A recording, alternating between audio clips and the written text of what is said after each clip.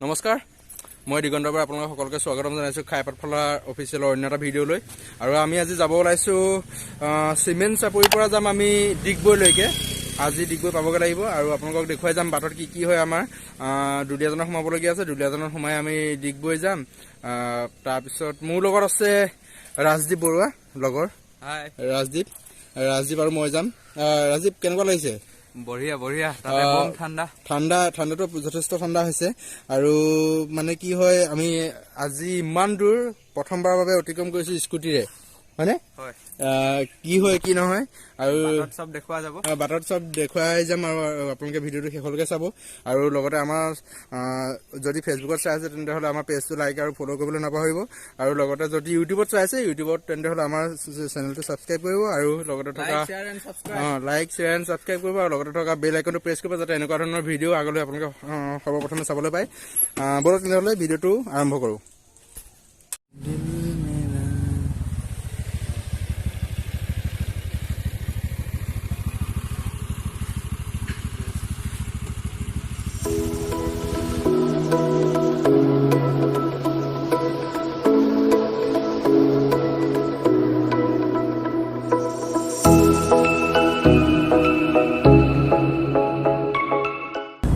মজা পৰিৱেশ আমাৰ চিমেন্ট চাপৰি অঞ্চলত মজা পৰিৱেশ এইটো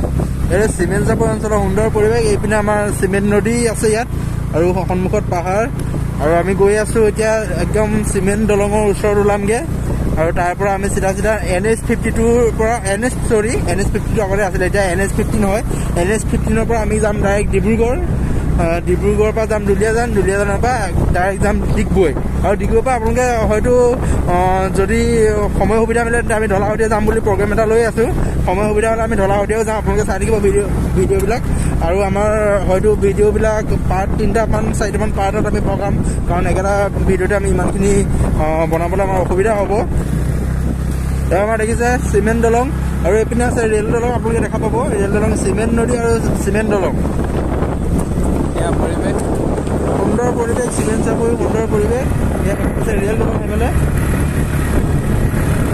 ওচৰতে পাহাৰ এইপিনে পাহাৰ ৰেল দলং আৰু এইপিনে গাড়ী মটৰ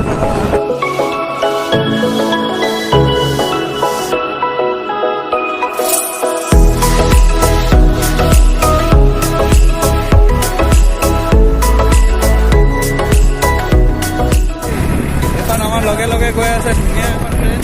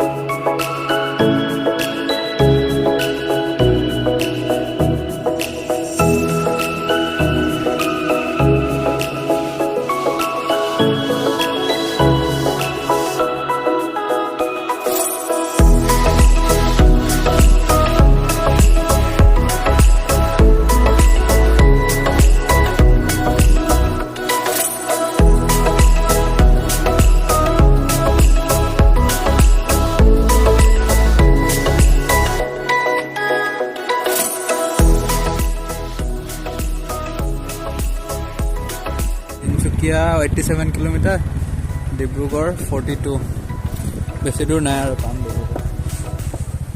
আমি বৰ্তমান কোলাজান পাইছোঁহি কোলাজানৰ পৰা আৰু প্ৰায় 42 কিলোমিটাৰমান আছে ডিব্ৰুগড়ৰ পৰা দুলীয়াজান আছে 40 কিলোমিটাৰমান হ'ব আৰু ৰাজদীপ আছে এতিয়া ৰাজদীপে ড্ৰাইভ কৰিব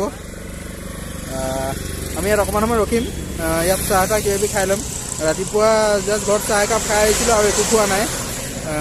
বেলিটো ডাইৰেক্ট কৈছে সেইকাৰণে পিকচাৰটো ইমান ক্লিয়াৰ নাহিব পাৰে, মই মোবাইলৰ স্ক্ৰীণটোত একো দেখিয়ে পোৱা নাই। ঠিক আছে, আপোনালোকে ভিডিঅ'টো চাই থাকিব। আমি এতিয়া কোলাজান পাইছোঁ, কোলাজানত আমি ৰখিছোঁ, অকণমান সময় চাহ খাম। চাহ খোৱাৰ পিছত আমি আকৌ যাম ডিব্ৰুগড়লৈ প্ৰায় 40 পৰা 42 কিলোমিটাৰ দূৰ আছে ডিব্ৰুগড় লাহোৱাললৈ, আৰু লাহোৱালৰ পৰা আমি যাম দুলীয়াজানলৈ। ভিডিঅ'টো সকলোকে চাব। আৰু হেলমেট পিন্ধি চুলিবোৰ একদম বেয়া হৈ গৈছে, উপায় নাই, হেলমেটটো মেইন, হেলমেট পিন্ধিব লাগিব, নিজৰ কাৰণে ছেফটি হেলমেট পিন্ধাটো। আৰু ৰাজদীপেও পিন্ধিছে হেলমেট, ৰাজদীপ বহি আছে। ৰাজদীপ, আজি মানে ৰাইডটো কৰি কেনেকুৱা লাগিছে? একদম পুৰা ফুল এক্সাইটেড। আৰু প্ৰথমবাৰ ইমান দূৰ ওলাইছোঁ আমি, ঢলা শদিয়ালৈকে যোৱাৰ প্ৰগ্ৰেম লৈছোঁ, আৰু তাতে স্কুটিত আমি প্ৰগ্ৰেম লৈছোঁ। কেনেকুৱা লাগিছে? মেইন স্কুটিত, সেইকাৰণে যে আৰু বেছি ভাল লাগিছে। স্কুটিৰ কাৰণে বেছি ভাল লাগিছে বুলি কৈছে। আৰু ঠিক আছে, ভিডিঅ'টো সকলোকে চাব। প্ৰথমবাৰৰ কাৰণে ব্লগত আহিছোঁ, প্ৰথমবাৰ মানে ফাৰ্ষ্ট টাইম ব্লগিং। আৰু এয়া সৰু এখন ধাবাত সোমাইছোঁ আমি চাহ খাবৰ কাৰণে, টি ব্ৰেক।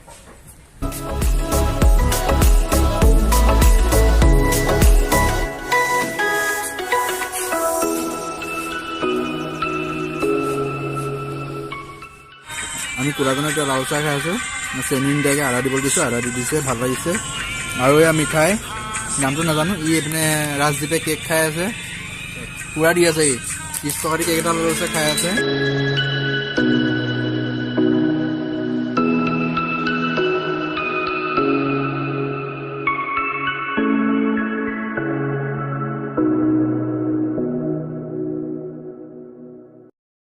আমি এক্সটাৰ্নেল নাই কৰা নাই, সেইকাৰণে মাতবিলাক অলপ বেয়া আহিব পাৰে, নইজ আহিব পাৰে, কাৰণ গাড়ী গৈ আছে, স্পীডত গৈ আছে, হাৱা লাগি আহিছে মোবাইলটোত।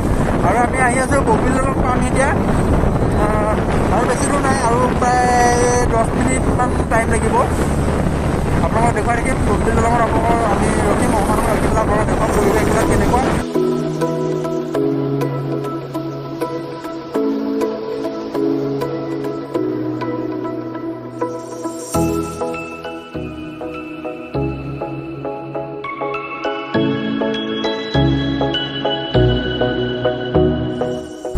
এইটো পাৰে ধেমাজি আৰু সিটো পাৰে ডিব্ৰুগড় আৰক্ষী জোৱান ইয়াত নিয়োজিত হৈ থাকে 24 ঘণ্টাই। আৰু দেখা পাইছে CCTV কেমেৰাও লাগি আছে ইয়াত, যাতে দলঙৰ মাজত কিবা বেয়া কাম নহওক বা যিকোনো ধৰণৰ কিবা দুষ্কৃতি গাড়ীয়ে এইটো কৰিব নোৱাৰাকৈ CCTV কেমেৰা। আৰু দুইফালে আৰক্ষী জোৱানসকল নিয়োজিত হৈ আছে, 24 ঘণ্টাই পহৰা দি থাকে তেওঁলোকে ইয়াত। দেখা পাইছে দলঙৰ ভিউ।